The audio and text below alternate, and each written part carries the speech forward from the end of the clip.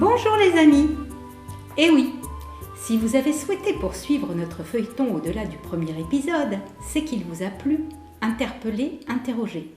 Je peux donc me permettre dès lors de vous considérer comme des amis. Et vous verrez que cela est susceptible d'évoluer au fil de votre visionnage. Nous avons évoqué lors de notre premier épisode la dualité de notre monde, la véritable gratitude, la vraie richesse.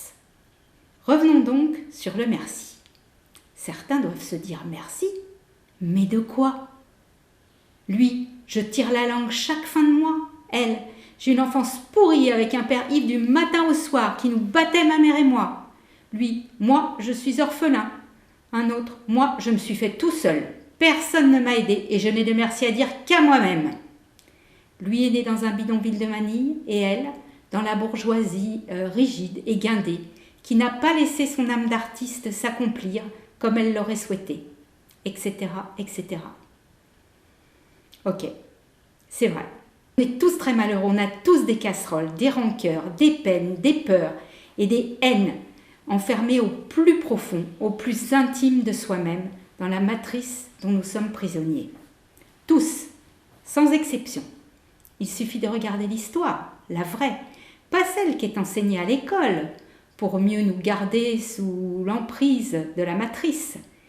Il ne faisait pas bon être roi, aristocrate ou tsar sous les révolutions, templier sous Philippe le Bel, chef de l'État irakien sous George W. Bush ou libyen sous Nicolas Sarkozy. L'histoire mondiale regorge d'exemples de bien-nés, de nantis pour qui ça s'est très mal terminé. Que dire alors de Gandhi, Golda Meir, Albert Einstein, J.K. Rowling, Nikola Tesla, Charlie Chaplin, Elisabeth Kubler-Ross, Edith Piaf, Isaac Newton, Edgar Cayce Coluche, Chico Ravière, Annie Cordy et bien d'autres, pas tous aussi célèbres, issus de milieux modestes, voire franchement défavorisés ou violents, et pourtant montés au firmament dans leur spécialité.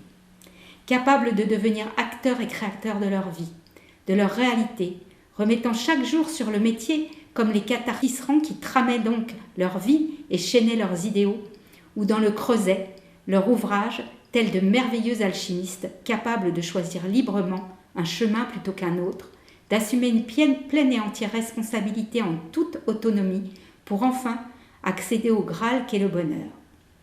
On aspire tous au bonheur comme à un droit universel et absolu, et c'est normal. Mais que mettons en pratique pour y parvenir? Quel devoir mettons en face de ce droit? Quel acte concret de la vie quotidienne pose-t-on pour mériter ce droit? Et ne croyons pas qu'à peine sorties de leur misère, malheur ou détresse, ces personnes n'ont connu que succès, amour, gloire et beauté. Non, elles ont elles aussi connu des hauts et des bas. Le démon monde est duel, ne l'oublions pas.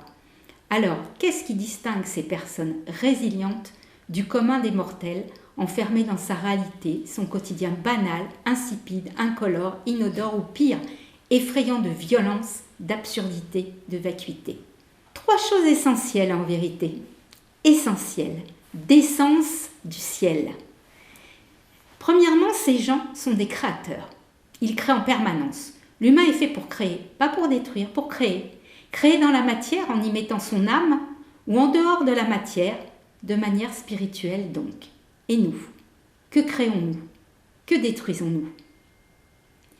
Deuxièmement, ils ont la foi. Ils croient en eux tout d'abord. Mais aussi ils prient constamment, régulièrement, discrètement. Je ne vous parle pas de ces prières de bigot faites à la sauvette, devant un bénitier en pensant à autre chose, ou de demandes d'absolution faites dans l'isoloir d'un confessionnal et accordées par 3 patères et 4 avés. Je vous parle de prières franches, sincères, honnêtes, assorties d'actes concrets et tournées vers les autres. Ces personnes prient pour le meilleur et pour que la force leur soit donnée d'aimer sans juger, d'apporter joie, secours, lumière et charité, de faire avancer la connaissance. Quelques exemples concrets là encore. Edith Piaf, née quasi aveugle, priait Sainte Thérèse de Lisieux tous les jours. Coluche aurait tourné en dérision en disant qu'elle n'avait plus que Lisieux pour pleurer. Génial Coluche et son humour acide. Et elle a vaincu sa cécité. Petit moineau des rues de Paname s'est transmuté en la grande Piaf. Elisabeth Kubler-Ross, médecin de son état, clamait chaque fois qu'elle manquait de moyens Dieu y pourvoira. Et miracle, Dieu y pourvoyait. Albert Einstein, éminent scientifique issu d'une famille juive non pratiquante, a pourtant dit, histoire de défier le hasard, Dieu ne joue pas au dé. C'est donc qu'il y croyait. Sur son lit de mort, il a également ajouté « Tesla avait raison ». Quelle abnégation, quelle humilité. Annie Cordy avait pour chanson fétiche « Nini la chance et ça ira mieux demain ». Et quand on l'interviewait sur son statut de star, elle répondait « Ah non, je ne suis pas une star, moi, je suis une artiste, ça dure beaucoup plus longtemps. » Et nous, en quoi, en qui croyons-nous?